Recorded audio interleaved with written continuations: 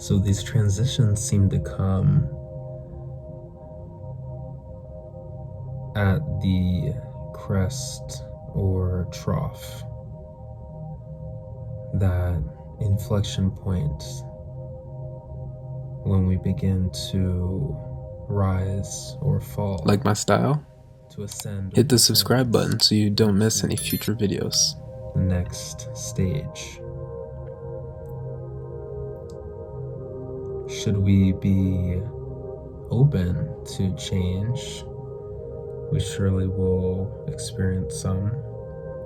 And even if not, life will have its way upon us, as we are fairly malleable. And given that nature's force, its wrath, is exponentially stronger than us, it doesn't take too much brain power to realize that we really don't stand a chance to stand in its way. So the best thing to do is ride the wave and to move and to groove while you're at it. Have some fun. So the part that comes next is the adaptation, the acclimation. That's tricky because when everything's new and your dopamine receptors have reset to some extent and you've begun to become aware again of your surroundings, you're not so tuned out and zoned out, perhaps zenned out in the surroundings. You are completely aware of all the discomforts and all the inconveniences and everything that serves to make your life perhaps more difficult in the moment. And that still is combined with a sense of awe as you gaze into the sense of possibility and wonder of what could await. Surely you feel interested and keen on finding out.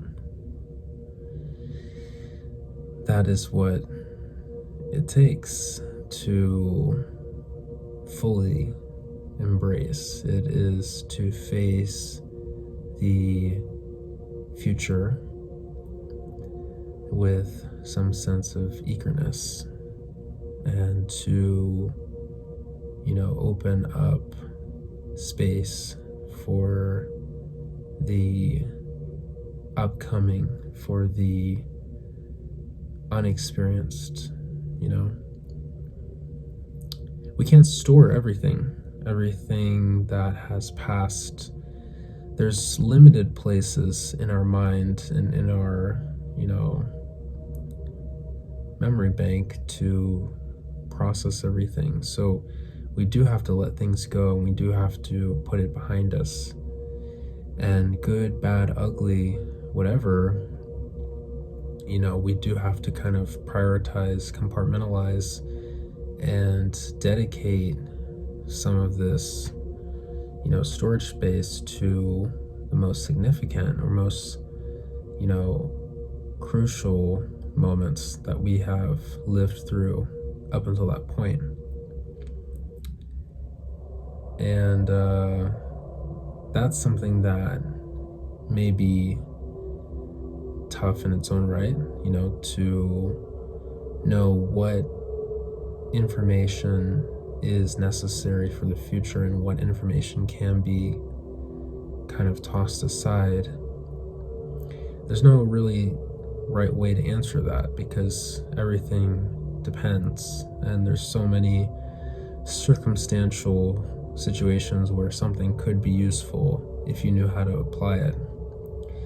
So that perhaps takes a bit of intuition and wisdom to know what is important and what's not. Of course, you should at the same time be prepared in a variety of ways to an extent to make your transition a bit more seamless, if it's possible. Becoming an adult is one of the biggest transitions that you can make, and through that you begin to learn about other methods of preparation that can help you for your future, such as being prepared organizationally, having your ducks in a row, being on top of your day-to-day responsibilities, chores. You always start small and build up. You don't have to tackle the world in one day, but it takes, a few different perspectives lining up to create that sense of flow and to really move things forward. So being able to manage clutter, being able to, flow through different voices and choices that need to be made. You'll notice that in these transition states, you'll even have individuals that pop up that seem to appear at such a unique moment. Is that divine timing? Is it coincidence? It's hard to say. Perhaps those individuals are also going through their own transition. Why else would they appear to you now? What brought you two together? It's hard to say, but there is something to all of it, and maybe you have a clearer sense to understand it, but either way, it is a piece of the puzzle that needs to be considered, and these pieces, are quite legendary in their own rights. So being able to be prepared means acknowledging each of these, respecting them, and kind of using your life experience to work with them or around them if you need to. So that is, of course, a facet or aspect of adulthood, of maturing, of development. We do have to move.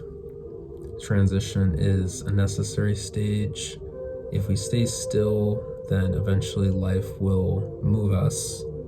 We cannot stay put too long. Remember, nature is the ultimate force, at least physically. So in order for us to stay still, that means we must be able to resist its power and might, which we can't do, as I've mentioned. So if we are to move with the wave naturally as well, then we should be aware of where we are headed and try not to allow ourselves to completely, be tossed without will. We may not like where we end up, so it's good to be aware, be cognizant of the directions that we are heading, of the choices we are making, of the people that are popping up in our lives at certain points, especially in those transition points. Asking ourselves perhaps, why did they pop up? Why are they, interacting with me during this phase particularly? And, what lessons can I gain from, analyzing these different things? It doesn't have to be just a mental hurdle. It can just be perhaps, more of a observant and, keen sense of discernment. You are literally, breaking these things down, not just for their logical value, but for even more of a spiritual confirmation that what I'm experiencing has some sense to it. You know, maybe you're validating your own mental, interpretation, but that's fine if you need to do that, because ultimately these things, these events, they can be interpreted different ways, and you do have to trust in yourself to a degree, and perhaps the larger universe, to make sense of these things that you do go through. Whew. So hopefully you're able to follow me, and if this is something that you resonated with, I hope you did, then I hope you'll consider subscribing and checking out future videos. This one was pretty interesting, and it definitely hits home because it's something I'm experiencing at the moment. So I'm trying to, explain it as I'm experiencing it, so it's a bit abstract. And I've gotten in the habit recently of trying to speak in this second person, which feels kind of fun because it feels like I'm addressing one person in particular, which I am actually fond of. Versus in third person, perhaps I'm just addressing, the empty space, the larger world itself. But I feel like second person tone of voice makes it feel like I'm speaking to you directly, you. Maybe there's some irony there that I play off of. But anyway, that's just extra. So it was a good day. Yeah, today was a good day. And I hope there can be a lot more of those upcoming. I feel like there's gonna be. And whatever change that's happening, I think it's the right one. It's something that happens for a reason. Maybe it's the seasons, maybe it's the times, but it feels like it's a chance to grow and maybe shedding a skin. This is the year of the snake, after all. But I don't plan on holding back in any regard. I may falter, may have some steps backwards, but I don't plan on falling. Any momentary lapse is but a second, a minute on my path, and I have more ambition, more energy, more focus than I've ever had. So I'm determined to put it forward and to use it wisely and to go all in. So let's do it.